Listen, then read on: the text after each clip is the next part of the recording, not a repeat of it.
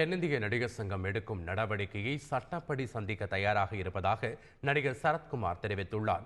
தம்மீது திட்டமிட்டு பழி வாங்கும் நோக்கத்துடன் தற்போதைய நிர்வாகிகள் செயல்படுவதாகவும் அவர் குற்றம் சாட்டினார்.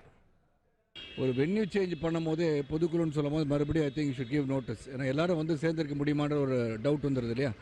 ஒரு இடத்துக்கு வராங்க, அந்த இடத்துல இல்லை அப்படின்னு சொன்னால் இன்னொரு இடத்துக்கு வரணும். அது குறுஞ்செய்தியாகவோ ஒரு அலைபேசியில் சொல்லியிருக்கிறதுக்கு வாய்ப்பு கிடையாது. அப்படி சொல்லி எல்லாராலையும் அட்டன் பண்ண முடியுமா பொதுக்குழு அப்படின்னா நிச்சயமாக முடிஞ்சிருக்காது. ஸோ நினைத்தவர்கள் வரணும்னு நினச்சவங்க கூட பொதுக்குழு அட்டன் பண்ணியிருக்க மாட்டாங்க. அதனால் ஒரு பொதுக்குழுவாக அதை எடுத்துக்க முடியாது. அப்படி இருந்தால் அவங்க ஏதோ பல ரீசனுக்கு அது என்னை பொறுத்த வரைக்கும் it's vindictive action against Sarathkumar, அவ்வளோதான். அது ஏதோ ஒன்று சொன்னாங்க. முதல்ல பெரிய லெவலில் 150 கோடி ஊழல்னு சொன்னாங்க. அப்புறம் 60 கோடி ரூபா ஊழல்னு சொன்னாங்க. இப்போ இன்னும் 67ன்னு சொல்லியிருக்காங்க. பல முறை அவங்களுக்கு என்னென்ன கேட்டாங்களோ எல்லாமே கணக்கு கொடுத்தாச்சு, எல்லாமே கொடுத்தாச்சு. புதுசாக இன்வென்ட் பண்ணுறாங்க. ஏன்னா அவங்க சொல்லிட்டு வந்திருக்காங்கல்ல. ஏன்னா ஒரு 100 வாக்குகள் வித்தியாசம் 50 வாக்குகள் வித்தியாசம் வெற்றி பெற்றிருக்காங்க. அவ்வளோதான் பண்ணியிருக்காங்க. அவங்க சொல்கிறது ஏதாச்சும் கண்டுபிடிக்கணும். ஏற்கனவே ஒரு குற்றச்சாட்டை வச்சுட்டோம்.